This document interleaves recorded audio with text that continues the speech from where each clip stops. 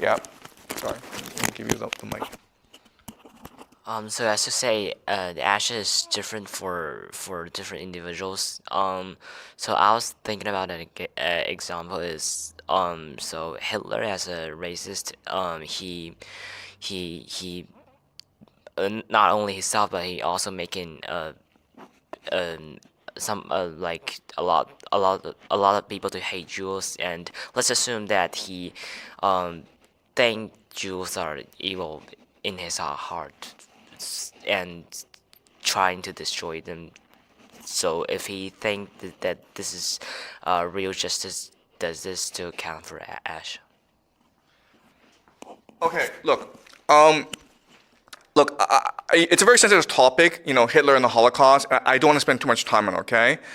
But if you truly understand Asha, if you truly understand Zarathustra, what it would say is that Ahura Mazda is complete forgiveness, compassion, and love. Okay? So whatever we do in this world will be forgiven in the end. I know, I understand this is hard for a lot of people to accept.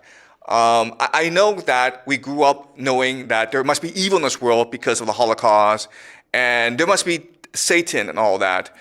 But if you really want to discover Asha, you have to let go of these ideas and understand that in the end, all will be forgiven. Okay? I'm sure that there are people you hate in this world, and you think that they must burn in hell because of all the evil they've done in this world. But if we want to appreciate Asha, if we really want to discover the truth, okay, we need to let go of this hatred. We need to let go of this judgment. Okay, the very point of Asha is don't worry about other people. Just worry about yourself. Don't compare yourself to other people. Compare yourself to yourself, okay? And so how do you know you're moving towards Asha? Because you can feel it, all right? The problem is what keeps us from Asha are two things, our ego and our fear. We want to be liked by everyone, our ego, okay? And our fear of rejection, people of saying something that offends other people, of being politically correct, okay? Like I know that in my class, I offend a lot of people. And I get shouted at all the time on YouTube, and I know that, okay? But if I want to achieve Asha, I need to take this risk, okay? Because at the end of the day, what matters is my own individual pursuit of the truth. What others think of me does not matter, okay? So the problem in our society is we're brainwashed into thinking that the opinions of others matter, okay? What your teacher says about you matters. Because the teacher recommendation will decide whether or not you get into a good university. How much money you make matters because that will give you status in society, okay? And what Zarathustra, what Nietzsche, what Rumi, what Plato, they're all saying is this: it doesn't matter, man. What matters, if you want true happiness, if you want true enlightenment, if you want Asha, you have to embark on a personal journey that requires solitude, that requires rejecting everything that you know in the past so that you can rebuild yourself. Once you make that decision, Asha will come to you naturally, okay? But first and foremost, what you need to do is let go of these prejudices, let go of these ideas that have been put into you, okay? I know, yes, I know I will get shouted out. I don't get cursed online for saying, Hitler will be forgiven. But Hitler will be forgiven because everyone will be forgiven, okay? Everyone will be forgiven. Okay? There is no hell. I'm sorry to say this, okay? I'm sorry to say, but there is no hell. Hell is what we create in our hearts. Okay? Everyone will be forgiven. All right? But thank you for the question. Any more questions? Okay.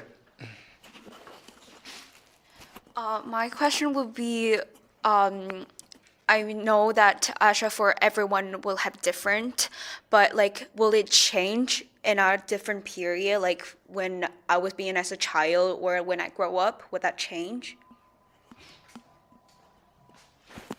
Okay, so I'm not a Zoroastrian priest, and I don't want to insult the religion, okay? Because what they will tell you is that at the end of the day, Asha is virtue, and God is virtue, okay? So when you do Asha, you're moving towards God, which is perfection, okay? But I think that what Nietzsche would say, and maybe Zoroaster, but I think Nietzsche would definitely say this, is that God is creativity, okay? So what you really want to do is when you move towards Asha is to constantly reinvent yourself, to discover new ideas about yourself.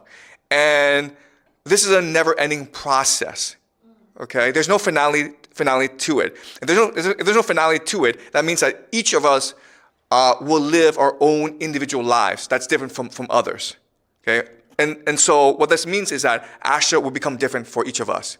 But what's important is, and Rumi would say this, everyone would say this, is follow your heart, okay? Ignore what others think. Dissipate your fears, okay? Kill your fears. And just believe in yourself, follow your heart, and Asha will come naturally to you, okay? And when that happens also, God will come naturally to you. And you'll discover new truths, new powers, new understandings that will bring you greater happiness in life, okay? Does that make sense? Yeah. Okay, great. Any more questions, guys? All right. Mean that we'll never. Yeah? So does that mean we'll never be not physically, but like with Asha, but like we're always trying to get closer with them? Yeah. Okay. Yeah, so again, there's no end point, okay? There's no destination here, okay? It's becoming, okay? It's a constant process of becoming. And it's not possible to seek Asha in one lifetime, right? That's why we are reincarnated, because we come back and we do it over again and we move closer towards Asha each time. But there can never be an end point, okay? Because let's just say you reach that end point. Guess what? Everyone else hasn't. So you have a duty now to help other people, okay? Does that make sense? Yeah. So if you move closer to Asha, you also want to move others closer to Asha. So it's a constant struggle, but that's what gives meaning and purpose to the universe. The fact that we're all striving to be better, okay? Virtue, truth, Asha, these are all we strive for, okay? There can be no perfection. There can just be only a process of becoming, right? Does that make sense?